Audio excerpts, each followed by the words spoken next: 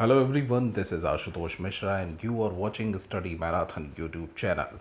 आज के इस अंक में हम बात करेंगे एटा में मिले गुप्तकालीन मंदिर और इस पर उत्कीर्ण हुई शंख लिपि की। इन सभी के बारे में विस्तृत जानकारी प्राप्त करेंगे, लेकिन आगे बढ़ने से पहले आपको बता दें कि हमारे चैनल को सब्सक्राइब ज़रूर करें और इस वीडियो को अगर पसंद करते हैं इसको ज़्यादा से ज़्यादा शेयर करें, लाइक करें और बेल आइकन को दबाना ना भूलें ताकि इसी तरीके के दिलचस्प वीडियोस आपको फ्यूचर में भी मिलते रहें और जब भी आपके पास ये वीडियोस आएँ तो आपके पास नोटिफिकेशन पहले से आ जाए। तो आइए आगे बढ़ते हैं। सबसे पहले समझते हैं कि एटा में जो गुप्तकालीन मंदिर मिला है वो चर्चा में क्यों है। दरअसल में भारतीय पुरातत्व सर्वेक्षण यानी आर्कियोलॉजिकल सर्वे ऑफ इंडिया ने 5वीं शताब्दी के गुप्तकालीन मंदिर के अवशेषों या रिमेनेंट्स का पता लगाया है। यह मंदिर उत्तर प्रदेश के एटा ज़िले में पाया गया है। इस मंदिर की सीढ़ियों पर शंख लिपि अभिलेख यानी शंख लिपि से रिलेटेड इंस्क्रिप्शंस पाए गए हैं और इन अभिलेखों को जब आर्कियोलॉजिकल सर्वे ऑफ इंडिया के आर्कियोलॉजिस्ट ने पढ़ा तो उसमें इन्होंने पाया कि इसमें गुप्त वंश के शासक कुमारगुप्त प्रथम के श्री महेंद्रादित्य नाम का उल्लेख मिला। दरअसल में कुमारगुप्त प्रथम के बारे में आपको बताएं तो कुमारगुप्त प्रथम गुप्त वंश के शासक थे जिन्होंने चंद्रगुप्त द्वितीय की मृत्यु के बाद गुप्त साम्राज्य को आगे बढ़ाया। कुमारगुप्त प्रथम के बारे में आगे की स्लाइड्स में हम और बातें करेंगे, लेकिन इससे पहले ये जान लेते हैं कि इस पुरातत्व खुदाई में या एक्सट्रैक्शन में क्या क्या चीज़ें मिली। सन 1928 में एटा की बिलसर साइट को संरक्षित घोषित कर दिया गया था। दरअसल हर साल एएसआई संरक्षित स्थलों पर स्क्रबिंग का काम करती है, जहां पर स्क्रबिंग करते वक्त उसे और भी कई सारी दिलचस्प चीज़ें देखने को मिलती हैं। आर्कियोलॉजिस्ट का कहना है कि सीढ़ियों पर शिलालेख में संभवतः श्री महेंद्रादित्य नाम लिखा हुआ है, जो कि कुमारगुप्त प्रथम का ही दूसरा नाम है। कुमारगुप्त प्रथम को और भी कई नामों से जाना जाता था, जिसके बारे में आगे की स्लाइड्स में हम डिटेल्स में पता करेंगे। आर्कियोलॉजिकल सर्वे ऑफ इंडिया के अनुसार ये सीढ़ियाँ गुप्तकाल के दौरान निर्मित एक संरचनात्मक मंदिर की ओर ले जाती हैं, जिस पर इंस्क्रिप्शन पाए गए हैं, जिस पर शील लिपि में या शंख लिपि में चीज़ें वर्णित हैं। आइए समझते हैं कि उत्तर प्रदेश का एटा ज़िला असल में कहाँ पर स्थित है। एटा ज़िला कानपुर दिल्ली राजमार्ग पर स्थित एक मध्य बिंदु के रूप में है और ऐतिहासिक रूप से देखें तो ये 1857 में जो क्रांति हुई थी उसका एक महत्वपूर्ण ऐतिहासिक केंद्र था। इसके अलावा यहाँ के पटियाली में यानी कासगंज में जो एरिया आता है वहाँ पर एक मशहूर उर्दू कवि अमीर खुसरो का भी जन्म हुआ था। ये क्वेश्चन एक इम्पॉर्टेंट क्वेश्चन हो सकता है और कई सारे एग्जाम्स में पूछा भी जा चुका है कि अमीर खुसरो का जन्म दरअसल में किस जगह पे हुआ था। इसमें आपको 4 ऑप्शंस दिए जाएंगे और इन 4 ऑप्शंस में से आपको पटियाली पर टिक करना है। पटियाली किस जिले के अंतर्गत आता है? पटियाली आता है एटा ज़िले के अंदर। अब दूसरा क्वेश्चन इसमें ये राइज हो सकता है कि पटियाली जो ज़िला है वो जो एटा ज़िला है वो राष्ट्रीय राजमार्ग के कौन से नंबर पर स्थित है, यानी कौन से राष्ट्रीय राजमार्ग पर स्थित है? तो ये राष्ट्रीय राजमार्ग 91 पर स्थित है, वो इस ज़िले से होकर गुजरता है।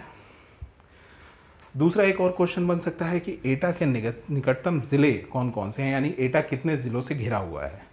तो इसमें अगर हम देखें तो एटा ज़िला फर्रुखाबाद, मैनपुरी, फिरोज़ाबाद, हाथरस और कासगंज से घिरा हुआ है। तो यहाँ पर 3 इंपॉर्टेंट पॉइंट्स आपको देखने को मिले एटा ज़िले के बारे में कि पहला, ये 1857 का ऐतिहासिक केंद्र था। दूसरा, ये अमीर खुसरो जो एक मशहूर उर्दू कवि और शायर थे, उनका जन्म स्थान था, कहाँ पे था? पटियाली में था। और तीसरा, कौन सा राष्ट्रीय राजमार्ग इससे गुजरता है? राष्ट्रीय राजमार्ग 91। अब आइए फिर से अपने टॉपिक की ओर चलते हैं कि यहाँ की जो आर्कियोलॉजिकल एक्सकेवेशन हुआ है वहाँ से क्या क्या मिला है खुदाई में। तो यहाँ पे जो आर्कियोलॉजिस्ट ने एक्सकेवेशन किया वहाँ पे सबसे पहले तो मंदिर की सीढ़ियाँ मिली हैं। इन मंदिर की सीढ़ियों पर जो इंस्क्रिप्शंस मिले हैं यानी शिलालेख मिले हैं, उसमें क्या वर्णित है? उसमें श्री महेंद्रादित्य लिखा हुआ है, जैसा कि हम प्रीवियस स्लाइड्स में देख चुके हैं, और ये कुमारगुप्त प्रथम की एक उपाधि के रूप में चर्चित था। इसके अलावा गुप्त युग से अब तक केवल 2 अन्य संरचनात्मक मंदिर या स्ट्रक्चरल टेम्पल्स पाए गए हैं। इनमें से पहला मंदिर जो है वो देवगढ़ में दशावतार मंदिर है और दूसरा जो मंदिर है वो कानपुर देहात में भीतरगांव मंदिर है। इन दोनों मंदिर के बारे में बताएं, या उत्तर प्रदेश के आसपास जितने भी मंदिर मिले हैं वो ज़्यादातर नागर शैली में निर्मित होते हैं। मंदिरों की 3 शैलियाँ हैं, नागर शैली, द्रविड़ शैली और वेशर शैली। उत्तर भारत में जितने भी मंदिर पाए जाते हैं वो ज़्यादातर नागर शैली में निर्मित होते हैं, जबकि दक्षिण भारत में पाए जाने वाले मंदिर द्रविड़ शैली में बने होते हैं। इन दोनों का समागम जो होता है, इन दोनों का कॉम्बिनेशन जो होता है, उसको हम वेशर शैली के नाम से जानते हैं। और ज़्यादातर इनके मंदिर बीच में उड़ीसा के आसपास के स्थानों पर, छत्तीसगढ़ इत्यादि में मिलते हैं। अब आइए समझते हैं कि शंख लिपि क्या होती है।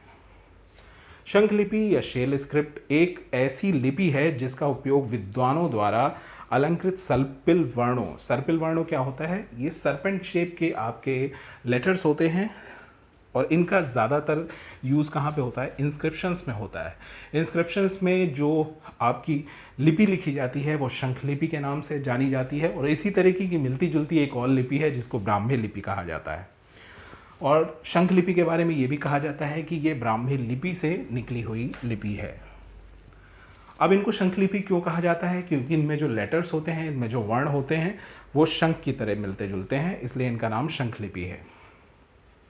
ज़्यादातर शंख लिपि स्क्रिप्ट जो पाई जाती है वे उत्तर मध्य भारत में, यानी कि नॉर्थ सेंट्रल इंडिया के शिलालेखों या इंस्क्रिप्शंस में पाई जाती है। और इनका जो एग्जिस्टेंस है वो 4th and 8th सेंचुरी यानी 4वीं और 8वीं शताब्दी के बीच का बताया जाता है। शंख लिपि और ब्राह्मी दोनों ही शैलीबद्ध लिपियां हैं, यानी इनमें इनको लिखने का एक पर्टिकुलर तरीका होता है। ठीक है, इसमें जो वर्ण होते हैं उनको लिखने का एक तरीका होता है, इसीलिए इनको लिपि कहा जाता है। इनको लिखने का एक पर्टिकुलर तरीका है और इनका जो ज़्यादातर यूज़ किया जाता है वो ज़्यादातर यूज़ किया जाता है नेमिंग में और सिग्नेचर्स में। यानी कि जो आपको इंस्क्रिप्शंस मिलेंगे उसमें नेमिंग और सिग्नेचर में इनका मैक्सिमम यूज़ किया जाता है। शिलालेखों में वर्णों की एक छोटी संख्या होती है जो ये सुझाव देती है कि शैल शिलालेख का नाम शुभ या प्रतीक दोनों का संयोजन है। अब आइए जानते हैं इसकी क्रोनोलॉजी के बारे में और इसकी मीनिंग के बारे में। क्रोनोलॉजी यानी कालक्रम। अगर इस लिपि की खोज की बात करें तो इस लिपि की खोज या डिस्कवरी हुई थी 1836 में और वो प्लेस था उत्तराखंड का बाराहाट।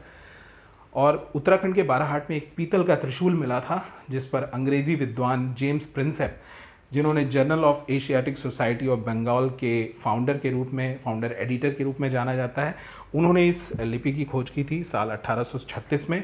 कहाँ से खोज की थी? उत्तराखंड के बाराहाट में जो पीतल का त्रिशूल मिला था वहाँ पे सबसे पहले ये लिपि पाई गई थी। एक साल बाद इसी लिपि को गया के पास बराबर पहाड़ियों में नागार्जुन गुफाओं के समूह में 2 और समान लिपियाँ पाई गई थी। यानी एक तो आपकी मिली थी उत्तराखंड के बाराहाट में और दूसरी बार उसे एक साल बाद यानी 1837 में गया के पास जो बराबर पहाड़ियाँ हैं उनमें नागार्जुन गुफाओं के समूह में 2 समान लिपियाँ और मिली थीं। इसके अलावा शैल शिलालेख वाले प्रमुख स्थलों में, यानी कि जहाँ से आपके स्टोन इंस्क्रिप्शंस मिले हैं, उनके जो इम्पोर्टेंट प्लेसेस हैं, मेन प्लेसेस हैं, वो कौन कौन से हैं? मुंडेश्वरी मंदिर है, मध्य प्रदेश में उदयगिरी केव्स हैं, महाराष्ट्र में मानसर है और गुजरात और महाराष्ट्र के कुछ केव्स और भी हैं जहाँ पर इस तरीके की शैल शिलालेख या स्टोन इंस्क्रिप्शंस पाए गए हैं।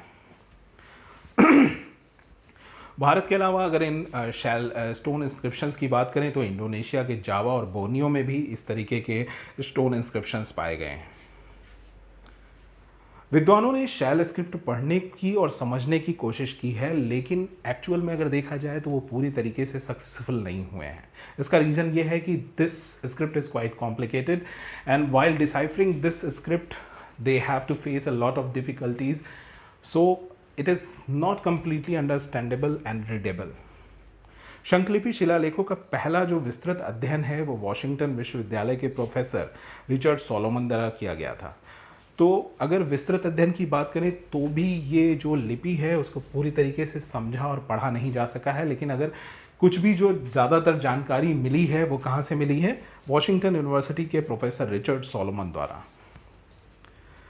शंखलिपि का जो प्रयोग किया जाता है वो ज़्यादातर खंभों, स्तंभों और चट्टानों की सतहों पर किया जाता है। यानी कि जो आपके स्टोन इंस्क्रिप्शंस मिलते हैं किस फॉर्म में मिल सकते हैं? आपको पिलर्स में मिल सकते हैं, आपको रॉक्स में मिल सकते हैं या स्टोन्स के फॉर्म में मिल सकते हैं, और वहाँ पे ज़्यादातर इनको खुदा हुआ पाया जाता है। ठीक है, तो इस तरीके से आपने देखा इसके बारे में। अब आइए कुछ जानकारी ले लेते हैं गुप्ता डायनेस्टी के जो किंग हैं कुमारगुप्त प्रथम के बारे में, जिनके बारे में ये सारा उल्लेख मिला है शेल स्क्रिप्ट के फॉर्म में, शंखलिपि के माध्यम से। तो कुमारगुप्त प्रथम का कहना है कि कुमारगुप्त प्रथम के बारे में आपको बताएं तो कुमारगुप्त प्रथम ने उत्तर मध्य भारत पर लगभग 40 साल तक शासन किया था, यानी 40 years he ruled on north central India for 40 years. And as per archaeologists, the stone inscription which have been found in this particular place in which the Shale script is mentioned, there is a name of Kumargupta Pratham is mentioned over there, and that is Mahendraditya.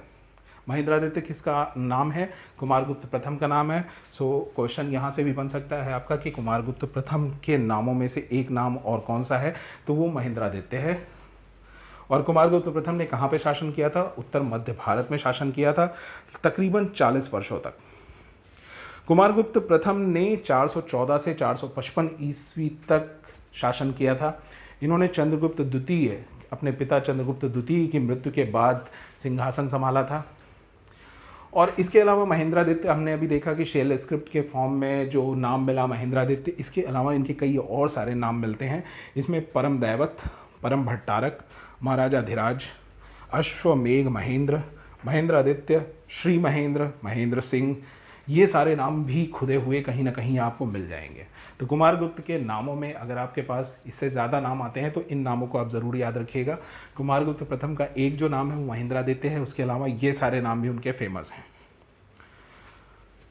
अब इस विषय के आखिर में हम आपको एक quiz के साथ छोड़े जा रहे हैं जो कुमारगुप्त प्रथम से ही रिलेटेड है।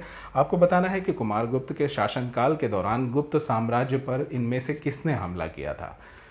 पूर्वी हूण, काले हूण, सफ़ेद हूण या लाल हूण? आप अपने आंसर्स नीचे डिस्क्रिप्शन में दे सकते हैं और कल के वीडियो में हम इस सही आंसर के बारे में विस्तार से चर्चा करेंगे। इसी के साथ आप हमारी वेबसाइट पर जाकर उसे सब्सक्राइब कर सकते हैं, जहां पर इस तरीके के कई सारे करंट अफेयर से रिलेटेड न्यूज़ आपको मिलेंगे। कल फिर एक नए वीडियो के साथ मिलेंगे, तब तक के लिए शुभ रात्रि।